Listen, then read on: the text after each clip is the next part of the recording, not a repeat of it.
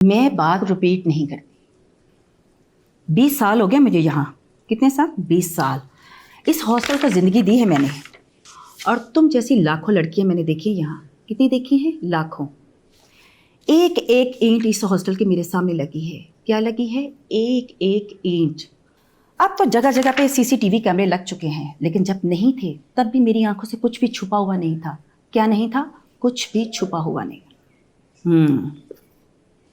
लगता तुम मेरी बात गौर से नहीं सुन रही हो। जी मैं आपकी बात सुन रही हूँ। याद रखना, मैं बात रिपीट नहीं करती। तुमने आने से पहले डीन को फोन तो करवा लिया। डीन से फैमिली टर्म्स होने का मतलब ये नहीं है कि तुम खुद को यहाँ की रानी समझो। क्या समझो? रानी समझो। यहाँ सिर्फ और सिर्फ मेरा कानून चलता है। किसका कानून चलता है? मेरा कानून चलता है, मतलब आपका कानून चलता है। मेरा कानून चलता है, ये बात याद रखना। और मैं बात रिपीट नहीं करती। कमरा तो तुम्हें अलॉट हो चुका है, और आने जाने की टाइमिंग और बाकी हदायत तो तुमने पढ़ ली होगी। जी पढ़ ली है। खाली पढ़नी नहीं है, उन पर अमल भी करना है। घर से आने का मतलब ये नहीं है कि तुम बिल्कुल आज़ाद होगी। हॉस्टल के कानून की खिलाफ वर्जी करने की कोशिश की तो मुझसे बर्दाश्त नहीं होगा। क्या नहीं होगा? बर्दाश्त नहीं होगी। रात होने से पहले तुम्हें वापस आना होगा, और वापस आने के बाद तुम वापस नहीं जा सकती।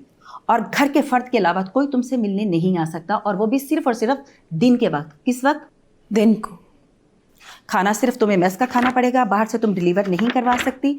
और कंप्यूटर के अलावा कोई दूसरी डिवाइस तुम्हारे पास नहीं होनी चाहिए। क्या नहीं होनी चाहिए? दूसरी डिवाइस नहीं लगा सकती। और रात के वक्त बाहर ग्राउंड में फिरने की इजाज़त बिल्कुल नहीं है, और दिन के वक्त छत पर जाने की।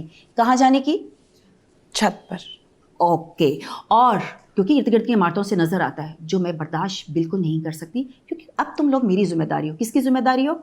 आपकी जिम्मेदारी है। मेरी जिम्मेदारी हो। और अब हॉस्टल से सीधा यूनिवर्सिटी, यूनिवर्सिटी से सीधा हॉस्टल। समझ गई? मैंने पूछना था, ये कैद ही है या इसके साथ मशक्कत भी होगी? क्या कहा? खैर, बात तो मैं भी रिपीट नहीं करती। Thank you.